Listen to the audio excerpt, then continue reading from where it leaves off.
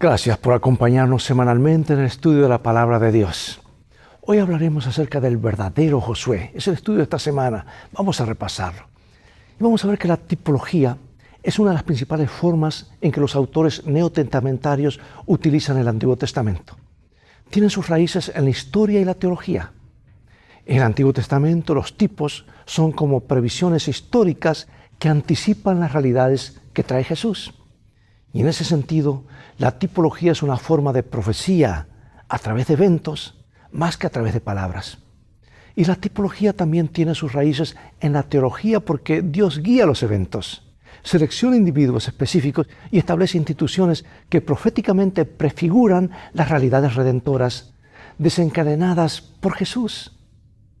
Y al igual que la profecía, la tipología señala la soberanía de Dios sobre la historia. Él se anticipa al final. Él conoce el futuro. Y a pesar de la importancia de la interpretación tipológica de las Escrituras, muchos cristianos no están familiarizados con el tema.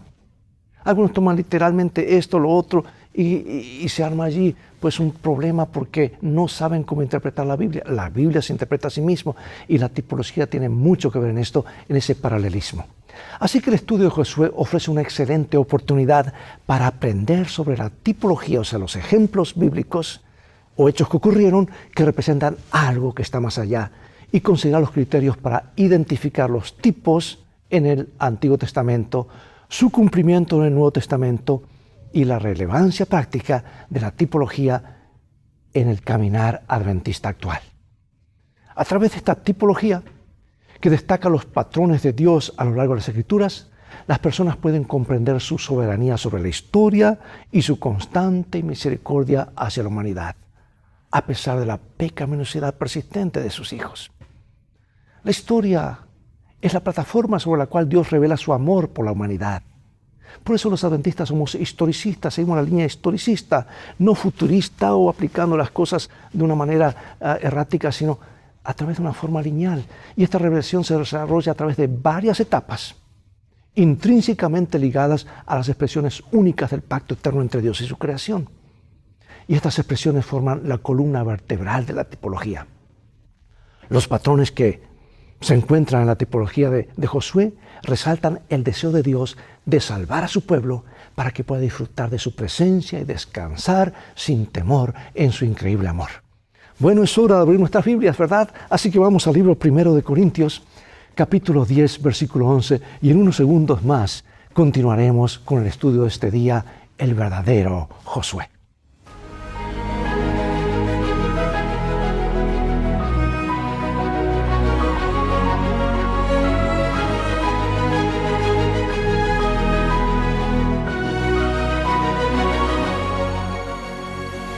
Primero de Corintios 10, 11. Y estas cosas les acontecieron como ejemplo y están escritas para amonestarnos a nosotros, a quienes han alcanzado los fines de los siglos. El libro de Josué da la sensación de que la vida de su principal protagonista humano apunta más allá de él mismo, a una realidad mucho mayor que el propio hombre. Vemos este principio en toda la Biblia, por ejemplo, en la tierra de Canaán, símbolo de nuestra esperanza eterna en una tierra nueva, la Canaán celestial. Y por supuesto el servicio del santuario terrenal apuntaba a una realidad mucho mayor. Allí tenemos en Hebreos capítulo 9, versículo 11. Pero Cristo ya vino y ahora es el sumo sacerdote de los bienes definitivos. El santuario donde Él ministra es más grande y más perfecto y no es hecho por mano de hombre, es decir, no es de este mundo. Surgen entonces las preguntas: ¿de qué manera apunta Josué a un cumplimiento futuro? ¿Cómo podemos estar seguros de que tal interpretación del libro es legítima? ¿Y cuáles son los principios bíblicos que rigen la aplicación del libro de Josué a las realidades del Nuevo Testamento y a los acontecimientos del fin de los tiempos? Hoy vamos a examinar en este corto tiempo que tenemos los principios de interpretación bíblica relativos a la tipología.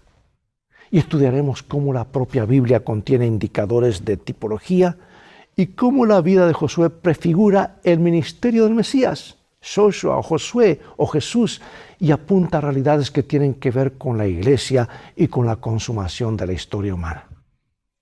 Cuando usamos la palabra tipología, para ponerlo en términos más sencillos, queremos decir que son figuras o ilustraciones que representan una realidad futura mayor.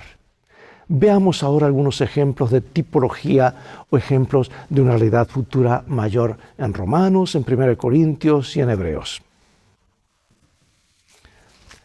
No obstante, reinó la muerte desde Adán hasta Moisés, aun en los que no pecaron a la manera de la transgresión de Adán, el cual es figura de lo que había de venir. Pero no quiero, hermanos, que ignoréis que nuestros padres todos estuvieron bajo la nube y todos pasaron el mar, y todos en Moisés fueron bautizados en la nube y en el mar, y todos comieron el mismo alimento espiritual, y todos bebieron la misma bebida espiritual, porque habían bebido de la roca espiritual que los seguía, y la roca era Cristo. Los cuales sirven a lo que es figura y sombra de las cosas celestiales, como se le advirtió a Moisés cuando iba a erigir el tabernáculo, diciéndole: mira, haz todas las cosas conforme al modelo que se te ha mostrado en el monte. Fue pues necesario que las figuras de las cosas celestiales fuesen purificadas así, pero las cosas celestiales mismas con mejores sacrificios que estos. O sea que estos pasajes bíblicos, amados, utilizan el término tipo, que griego quiere decir typos o tipos, o antitipo, griegos antitipos, para referirse a la forma en que el escritor del Nuevo Testamento definió la relación entre un texto, acontecimiento o personaje del Antiguo Testamento y su significado para su propio tiempo o para el futuro. La tipología, amados, es una interpretación específica acerca de personas, acontecimientos o instituciones que prefiguran a Jesús u otras realidades contenidas en el Evangelio. El tipo o modelo corresponde a su antitipo, o sea, la realidad representada o ilustrada por aquel, como un molde hueco, o sea, el tipo, refleja las características de su contenido, o sea, el antitipo. Así como la forma de un rompecabezas, sabemos que esa es la parte que corresponde a esa, así tipo y antitipo, ¿verdad? Así el tipo modelo bíblico fue moldeado según un diseño divino que había existido concretamente o conceptualmente en la mente de Dios y sirve para moldear futuras copias o antitipos de este modelo previo. Es crucial entender que los escritores del Nuevo Testamento no atribuyeron al azar un significado tipológico a algunos textos del Antiguo Testamento. Es más, hay libros casi en su totalidad, como Apocalipsis, que están tomados casi todo el Antiguo Testamento.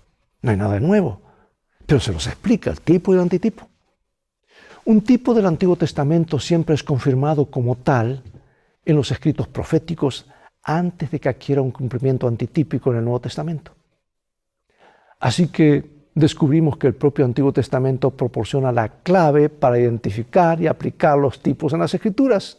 Es decir, los escritores del Nuevo Testamento, cuya escritura era el Antiguo Testamento, la única Biblia que existía en sus días, fueron inspirados por el Espíritu Santo para utilizar esas figuras, esos tipos, esas realidades del Antiguo Testamento para revelar la verdad presente o la aplicación que esos ejemplos de personas representaban, especialmente acerca de Jesús y su ministerio.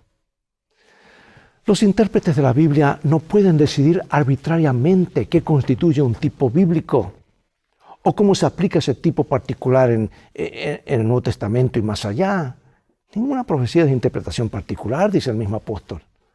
La Biblia misma proporciona algunos controles y principios en cuanto a la aplicación de la tipología bíblica.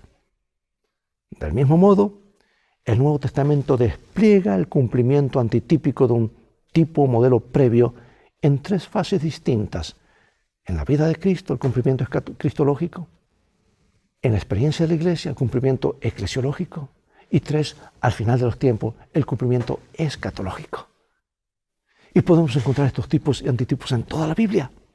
Por eso los paralelismos que encontramos en el Antiguo y Nuevo Testamento son tan lindos, porque tienen su aplicación para nosotros en el presente hoy y dentro del gran marco del plan de salvación y del conflicto final, del conflicto de los siglos. Y eso resultan útiles para mostrar a los lectores cómo entender las Escrituras y por qué verdades enseña la palabra de Dios acerca de Jesús. La salvación, la esperanza, la última esperanza que tenemos, todo se encuentra allí y tiene su explicación. Pero hay que escudriñar, no tomar a simple vista y pensar, aquí dice esto, o creo que... No, no, no. Permitamos que la Biblia nos interprete tipo y antitipo. Recuerda esa ilustración que a mí me resulta muy práctica. Tienes allí un rompecabezas y allí están las piezas con esta forma y tú lo haces coincidir. Eso es un tipo y antitipo que está llenando ese espacio exactamente como fue mencionado o como fue hecho. Especialmente podemos ver estos de tipos y antitipos en el santuario y sus servicios que representan el plan de salvación y cómo Dios opera este rescate desde el santuario celestial. Si queremos comprender cómo Dios nos salva, no podemos hacerlo sin el santuario, estudiar el santuario, porque allí Dios reveló todo el plan de salvación de la A hasta la Z. Y aquí tenemos del Tratado Teológico Adventista que dice así, dice, puesto que las Escrituras tienen un solo autor divino, sus diversas partes mantienen coherencia entre ellas. Todas las doctrinas de la Biblia concuerdan unas con otras. La interpretación de pasajes individuales armonizará con la totalidad de lo que la Biblia enseña sobre un tema dado.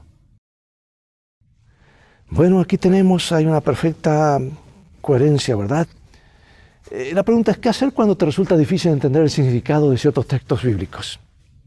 Bueno, para eso están las concordancias y comentarios bíblicos que te ayudan a descubrir la respuesta en la Biblia mismo, no agregarle nuestra propia interpretación. Hay un principio, vuelvo a repetirlo, básico en el estudio serio de la Biblia y es, la Biblia es su propio intérprete. Si encuentras un problema en un lugar, en alguna parte de la Biblia está la respuesta. Josué, por un lado, es un personaje real, pero también una figura doblemente tipológica, aún su propio nombre, como veremos en unos momentos. Como descubrimos durante el comienzo del estudio de este libro, Josué se presenta como un nuevo Moisés que repite los pasos más significativos del éxodo de Egipto en la vida de la segunda generación. Y al igual que Moisés, es llamado a cumplir una misión mediante un encuentro personal con el Señor. Y bajo el liderazgo de ambos, el renombre de Israel inspira temor entre las naciones.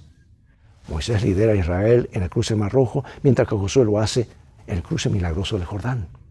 A ambos líderes se les recuerda la necesidad de la circuncisión y la importancia de la Pascua. El maná comienza a caer en los tiempos de Moisés y termina con Josué. A ambos les ordena quitarse el calzado. La mano extendida de ambos señala la victoria de Israel. Moisés da instrucciones para la distribución de la tierra y la institución de ciudades de refugio. Josué cumple esas instrucciones. Ambos dirigen un discurso de despedida a la nación y renuevan el pacto entre Dios y su pueblo al final de su ministerio. ¿Quién cumplió la profecía de Moisés acerca de un profeta como él? ¿Cómo encaja Josué en este cuadro? Vamos a ver dos textos bíblicos hermosos en Deuteronomio y en Hechos. Comparemos el Antiguo con el Nuevo Testamento. Dice, profeta de en medio de ti, de tus hermanos, como yo te levantará Jehová tu Dios, a él oiréis. Porque Moisés dijo a los padres, el Señor vuestro os levantará profeta entre vuestros hermanos como a mí, a él creeréis en todas las cosas que os hable, y toda alma que no oiga a aquel profeta será desarraigada de su pueblo. Y aquí encontramos que la vida de Josué fue un cumplimiento parcial de la profecía hecha por Moisés, que levantaría un profeta. Sin embargo, esa profecía no tuvo su cumplimiento pleno o último en Josué, pues ella todavía podía ser cumplida por el Mesías. Él conocía íntimamente al Padre, era veraz y revelaba fielmente a Dios, quien en efecto puso sus palabras en sus labios, en los labios de Jesús. En consecuencia, tanto la vida de Moisés como la de Josué se convirtieron en tipos de Jesús, el Mesías venidero. Ahora, la historia de Josué debe verse a través del prisma de la tipología. Las guerras dirigidas por él son acontecimientos históricos que constituyen un segmento esencial en la historia de Israel. Y el objetivo de esas guerras era establecer a los israelitas en la tierra prometida, donde podrían disfrutar de la paz, de la herencia que les había sido asignada, y establecer una nueva sociedad basada en los principios de la ley de Dios. Más tarde, los autores del Antiguo Testamento, como Isaías, presentan la obra del Mesías también como consistente en asignar las heredades desoladas a su pueblo. utilizando la misma terminología que es tan frecuente en el libro de Josué. Así como la tarea de Josué había sido repartir la tierra a los israelitas, el Mesías, representado como el nuevo Josué, asigna la herencia espiritual al nuevo Israel. Ahora, ¿cómo confirma el Nuevo Testamento que Josué, el nuevo Moisés, en sí mismo es un tipo de Jesucristo? Veamos Hebreos capítulo 4, versículo 8. Porque si Josué les hubiera dado el reposo, no hablaría después de otro día. Por tanto, queda un reposo para el pueblo de Dios. Porque el que ha entrado en su reposo también ha reposado de sus obras como Dios de las suyas. Procuremos, pues, entrar en aquel reposo para que ninguno caiga en semejante ejemplo de desobediencia. Aquí tenemos los autores del Nuevo Testamento. Presentaron muchos aspectos del ministerio de Jesucristo en términos de la obra de Josué. Así como entró en Canaán después de 40 años, Jesús también en el desierto pasó allí 40 días, día por año, ¿verdad? Entonces su ministerio terrenal después de 40 días en el desierto y su ministerio celestial después de 40 días en el desierto de esta tierra. Y después del bautismo de Jesús en el río Jordán, su cruce del Jordán. Los escritores del Evangelio citan Salmo 2 e Isaías 42, es decir, un salmo mesiánico y una canción acerca del siervo sufriente de Dios. Por consiguiente, a través de su bautismo, Jesús es presentado como el guerrero divino que librará las guerras de Dios contra las fuerzas del mal mediante una vida de obediencia fiel, incluso hasta la muerte. Su vida y su muerte en la cruz, pues provocaron la expulsión de Satanás, dirigieron la conquista de nuestros enemigos espirituales, ofrecieron descanso espiritual a su pueblo y asignaron una herencia a los redimidos. Hermosos paralelismos de figuras y cumplimientos, ¿verdad? Pero hay mucho más que podríamos decir, pero el tiempo se nos acaba. Pero veamos ahora qué tiene que ver Josué con nosotros. Josué apunta como tipo o modelo más allá del ministerio de Jesucristo hacia un cumplimiento en la vida de la iglesia, el cuerpo de Cristo. ¿En qué sentido las guerras libradas por Israel bajo Josué prefiguran las luchas espirituales de la iglesia? Así como Elías y como los 3 Elías, el primer Elías, San Juan el Bautista y un tercer Elías, hay paralelismos que hablan de la misión del pueblo de Dios. Vamos a ver en qué se parecen y en qué se diferencian. Vamos a 1 de Timoteo, 2 de Timoteo, Efesios, 2 de Corintios y Hechos. Atento porque aquí vamos a ver varios versículos. Timoteo, te encargo para que conforme a las profecías que se hicieron antes en cuanto a ti, milites por ellas la buena milicia. He peleado la buena batalla, he acabado la carrera, he guardado la fe. Por lo demás, hermanos míos, fortaleceos en el Señor y en el poder de su fuerza. Vestíos de toda armadura de Dios para que podáis estar firmes contra las acechanzas del diablo. Porque no tenemos lucha contra sangre y carne, sino contra principados, contra potestades, contra los gobernadores de las tinieblas de este siglo, contra huestes espirituales de maldad en las regiones celestes.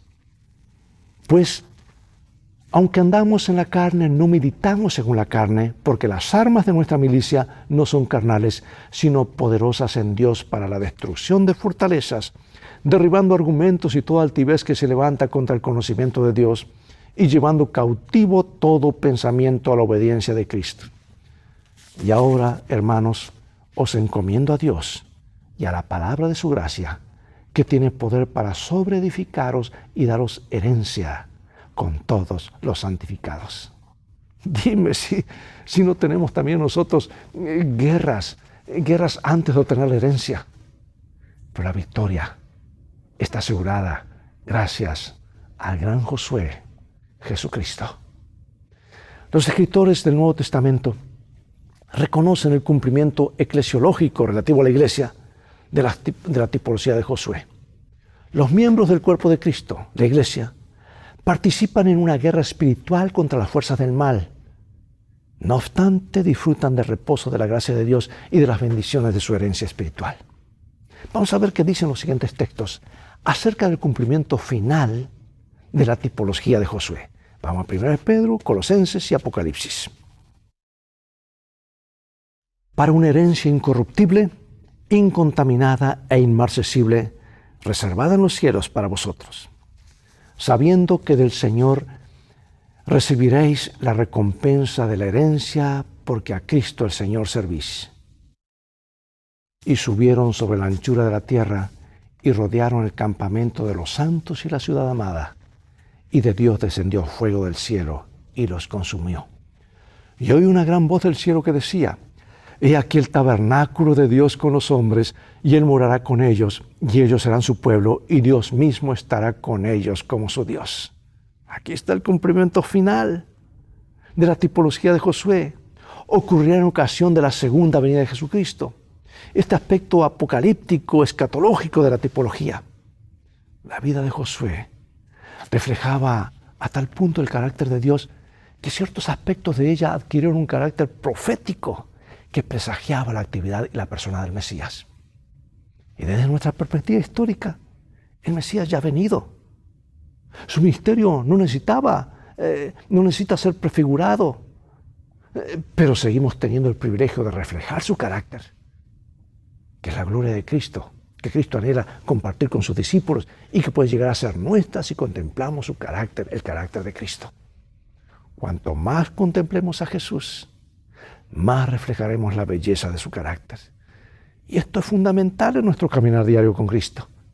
Por eso es tan importante dedicar tiempo al estudio diario de la palabra de Dios, crear ese santo hábito, yo diría, y a reflexionar acerca de la vida, el carácter y las enseñanzas de Jesús, porque somos transformados por la contemplación. Pastor, no tengo tiempo. Haz el tiempo. Para lo que queremos tenemos tiempo. Necesitamos disciplinarnos. Josué, el tipo o modelo, preguntó a los israelitas: ¿hasta cuándo serán negligentes para ir a tomar posesión de la tierra que el Señor les dio? Dios de sus padres, el Señor Dios de nuestros padres, ¿hasta cuándo serán negligentes de ir a tomar la tierra? Y yo pregunto, ¿cómo formularía hoy esa pregunta Jesús, el antitipo de Josué, a nosotros hoy como individuos y como iglesia? Yo quiero finalizar con estas preguntas de reflexión seguidas de unas hermosas citas inspiradas. ¿Cómo te ayuda la tipología bíblica a comprender mejor el ministerio de Jesucristo en tu favor? ¿En qué se parece nuestra guerra espiritual a la conquista de Canaán y en qué se diferencia de ella? Reflexiona acerca del cumplimiento final de la tipología de Josué. ¿De qué manera la imagen de un mundo sin dolor, sufrimiento ni muerte nos imparte una esperanza real en medio de las luchas de la vida? Josué reflejó el carácter de Dios hasta el punto de prefigurar el ministerio de Cristo. ¿Y cuáles son algunas maneras prácticas en las que puedes permitir que Jesús refleje su carácter en ti de la manera más plena? Leo de ese hermoso libro, Palabras de Vida del Gran Maestro. La misión de Cristo no fue entendida por la gente de su tiempo.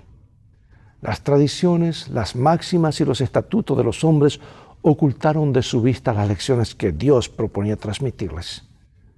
Esas máximas y tradiciones llegaron a ser un obstáculo para la comprensión y práctica de la religión verdadera. Y cuando vino la realidad en la persona de Cristo, no reconocieron en Él el cumplimiento de todos sus símbolos, la sustancia de todas sus sombras. Rechazaron a Cristo, el ser a quien representaban sus ceremonias, y se aferraron a sus mismos símbolos e inútiles ceremonias. El Hijo de Dios había venido, pero ellos continuaban pidiendo una señal. Al mensaje: arrepentíos que el reino de los cielos se ha acercado, contestaron exigiendo un milagro. Y el Evangelio de Cristo era un tropezadero para ellos porque demandaban señales en vez de un Salvador. Esperaban que el Mesías probase sus aseveraciones por poderosos actos de conquista para establecer su imperio sobre las ruinas de los imperios terrenales. Y Cristo contestó a esta expectativa con la parábola del sembrador, no por la fuerza de las armas, no por las violentas interposiciones había de prevalecer el reino de Dios, sino por la implantación de un nuevo principio en el corazón de los hombres. Y ahora cierro con esta cita del libro Testimonios para la Iglesia, volumen 4. La Iglesia necesita fieles Caleb y Josué que estén prontos a aceptar la vida eterna con la única condición que Dios impone: la obediencia. Nuestras iglesias sufren por falta de obreros. Nuestro campo es el mundo. Necesitamos misioneros en las ciudades y los pueblos que estén aún más subyugados por la idolatría que los paganos de Oriente, los cuales nunca vieron la luz de la verdad. El verdadero espíritu misionero ha abandonado las iglesias que hacen profesión de manera tan exaltada. El amor por las almas y el deseo de llevarlas al regazo de Cristo ha dejado de brillar en sus corazones. Buscamos trabajadores honestos. ¿Nadie responderá al clamor que se eleva de todos los rincones? Pasa y ayúdanos. ¡Qué desafío! ¡Qué privilegio! ¡Qué responsabilidad! Oremos, Padre Celestial. Hemos repasado esto de los tipos y los antitipos y nos vemos involucrados en este último tiempo, al igual que Moisés te representaba, Josué, y ahora tu pueblo en el tiempo final, de representarte a ti, oh Dios. Queremos contemplarte para reflejar tu carácter y dar el mensaje para esta hora. Ayúdanos a serte fieles, a no fallar esta vez. Ya no hay más profecías por cumplirse prácticamente, ya no hay más fechas. Ahora todo lo que falta es el cumplimiento de la gran comisión de reflejar el carácter de Jesús a un mundo que perece. Aquí estamos, como Josué, Caleb, como Moisés y como Jeremías, a Isaías. Aquí estoy, Señor, envíame a mí. En el nombre de Jesús oramos. Amén. Bueno, llegó el momento de despedirnos hasta el próximo programa de Lecciones de Vida y estamos ya llegando a las últimas lecciones del libro de Josué. Y ahora invita a otros a sintonizar este canal, transfórmate en un canal de bendiciones y recuerda, tú vales mucho para Jesús. Él te ama más de lo que puedes imaginar y las cosas van a terminar bien en este viaje de la vida si hacemos de los principios de la Biblia nuestro GPS y aprendemos a escuchar la voz de Jesús como nuestro guía. Maranatá.